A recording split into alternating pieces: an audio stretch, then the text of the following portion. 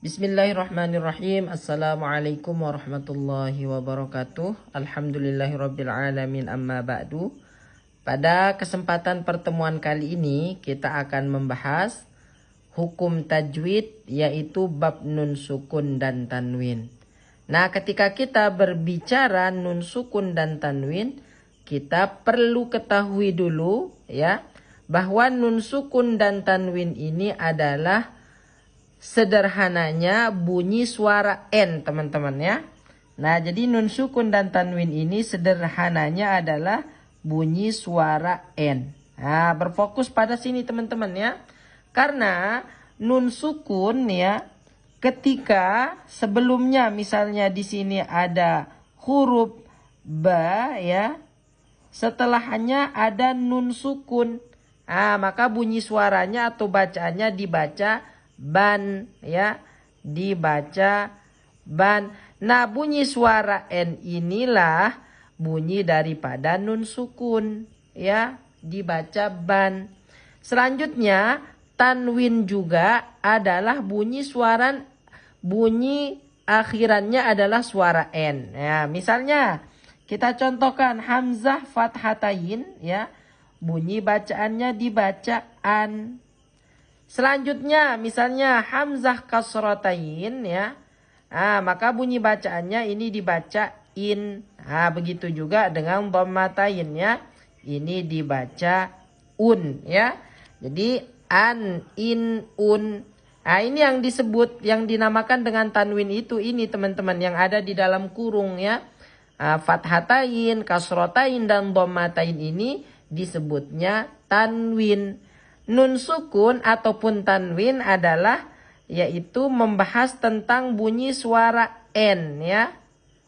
Bunyinya adalah bunyi originalnya atau bunyi suara aslinya itu adalah bunyi suara N. Nah, bunyi suara N ini nantinya akan berubah tergantung dengan huruf apa dia bertemu setelahnya. Itu yang akan kita bahas teman-teman sahabat Quran ya.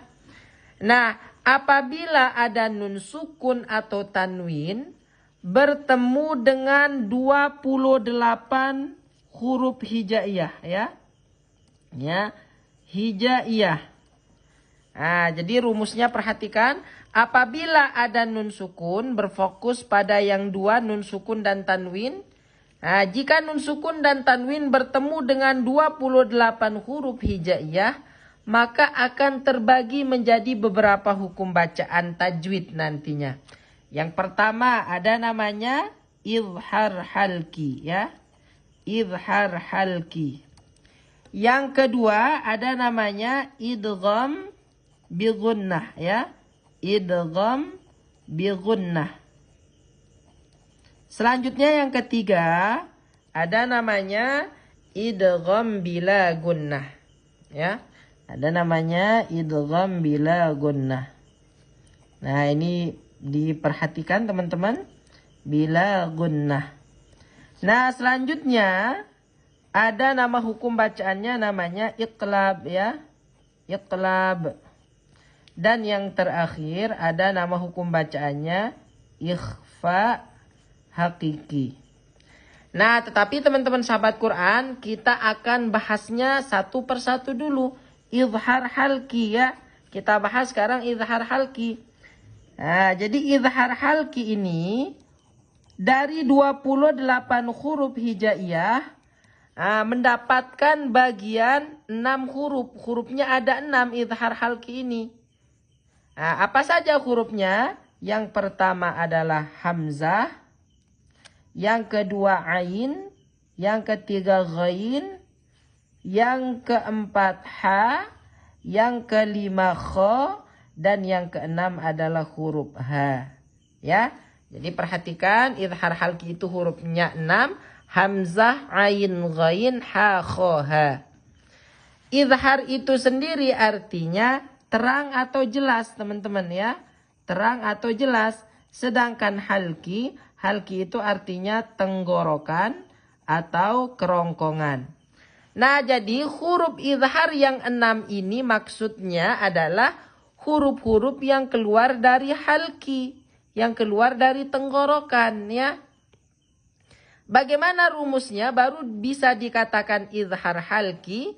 Jadi sesuai dengan pembahasan kita, apabila ada nun sukun ataupun tanwin, ya. Nah, jika nun sukun atau tanwin ini bertemu dengan salah satu huruf yang 6 ini, nah, maka hukum bacaannya disebut izhar halki, ya.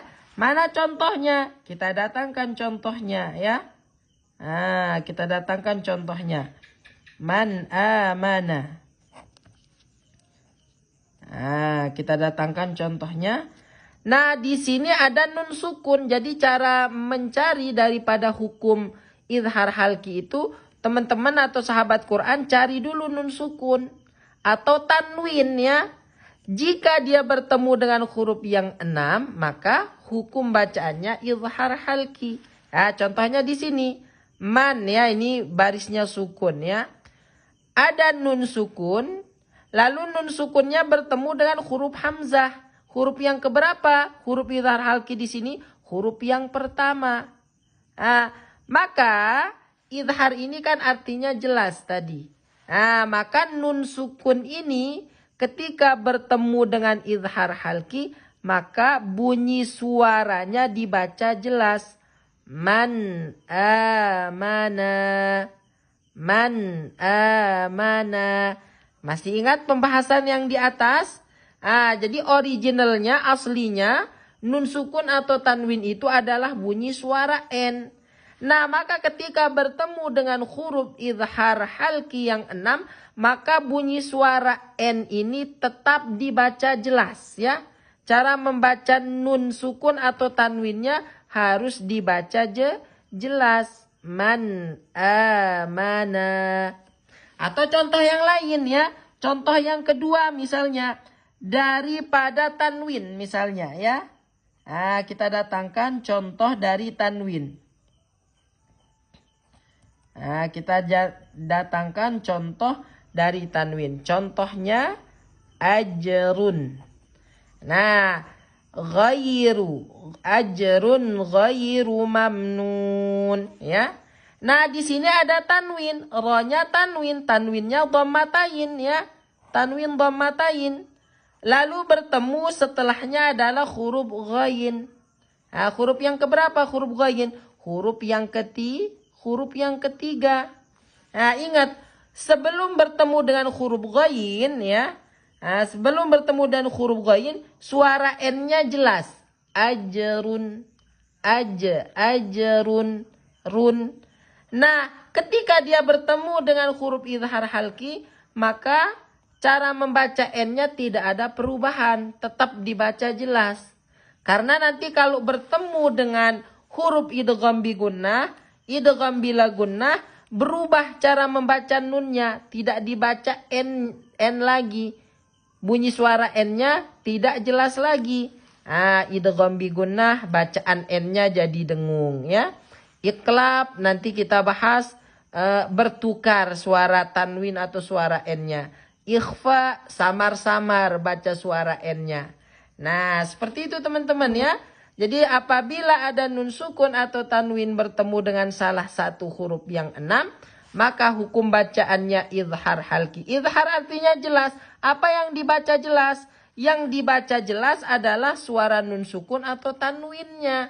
Yang kita baca jelas teman-teman, ya. Nah, contohnya yang ini tadi. Man amana. Tidak boleh ditahan dengungan. Contohnya. Man amana. Salah. Tidak boleh ditahan. Tidak boleh didengungkan. Jadi sempurnakan bunyi suara nun sukunnya.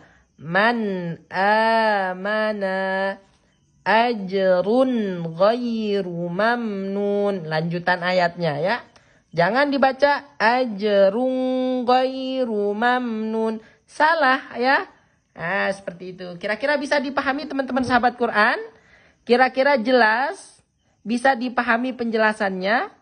Nah, kalau misalnya teman-teman sahabat Quran mau melanjutkan hukum bacaan kedua, penjelasan hukum bacaan yang kedua, boleh tulis lanjutkan di kolom komentar. Nah, jadi kita belajarnya sedikit-dikit biar mudah dipahami ya. Nah, kalau bermanfaat, kalau teman-teman sahabat Quran ya, like-nya banyak ya. Nah, share videonya banyak, kita akan lanjutkan lagi ke hukum bacaan yang kedua ya. Masih pada pembahasan bab nun sukun dan tanwin. Terima kasih teman-teman sahabat Quran, semoga bisa dipahami penjelasan singkat, pelajaran singkat kita pada pertemuan kali ini. Mudah-mudahan teman-teman bisa memahami dengan apa yang dijelaskan. Terima kasih. Assalamualaikum warahmatullahi wabarakatuh.